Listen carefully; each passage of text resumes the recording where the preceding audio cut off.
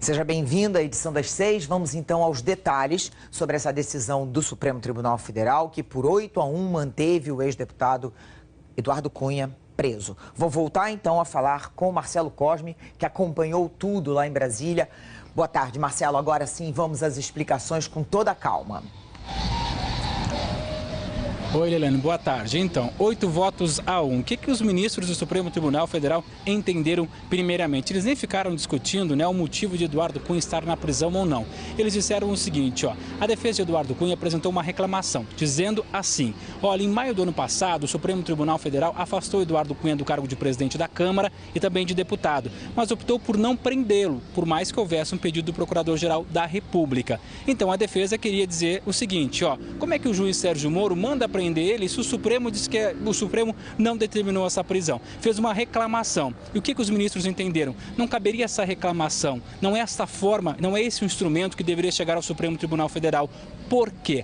Há ainda habeas corpus de soltura de Eduardo Cunha em instâncias inferiores da Justiça, como no Superior Tribunal de Justiça. Então eles dizem, por que você está reclamando desta forma se ainda há um outro caminho para se pedir a liberdade de Eduardo Cunha? Então os ministros, relator, inclusive Edson Fachin, acompanhado por ministro Luiz Barroso, ministra Rosa Weber, ministro Luiz Fux, Dias Toffoli, Gilmar Mendes, Celso de Mello e a presidente Carmen Lúcia entenderam com 8 votos que Eduardo Cunha deve continuar na prisão, porque esse não era o instrumento que deveria ser apresentado ao Supremo Tribunal Federal. Só quem concordou em libertar Eduardo Cunha, mas também concorda que esse não era o instrumento, foi o ministro Marco Aurélio Mello, que fez uma crítica bastante dura sobre as prisões alongadas, mesmo sem condenação. Mas o que está valendo é isso, independentemente da forma que chegou aqui ou não, hoje o Supremo Tribunal Federal, estava há 2 meses esse pedido aqui, se posicionou para que Eduardo Cunha permaneça na prisão. Aí a gente se pergunta, esse caso pode voltar aqui? É claro que pode, Eles podem ficar recorrendo, porque isso foi uma reclamação. Se pode entrar com outros habeas corpus pedindo a soltura de Eduardo Cunha. Mas nesse momento o que vale é essa decisão. Os advogados de Eduardo Cunha acabaram de sair daqui, estão lá na saída do lado oposto, aqui na entrada, Lá atrás do Supremo Tribunal Federal, dando uma entrevista coletiva para explicar agora como eles pretendem daí para frente seguir com essa insistência. Vamos só lembrar que esses 2 pedidos para soltar Eduardo Cunha chegaram aqui ao Supremo Tribunal Federal exatamente 2 dias depois que ele foi preso. E há outros pedidos em instâncias inferiores, como os ministros lembraram, no Superior Tribunal de Justiça. Mas por 8-1, Eduardo Cunha permanece na prisão. Leilane. Obrigada, Marcelo, pelas informações.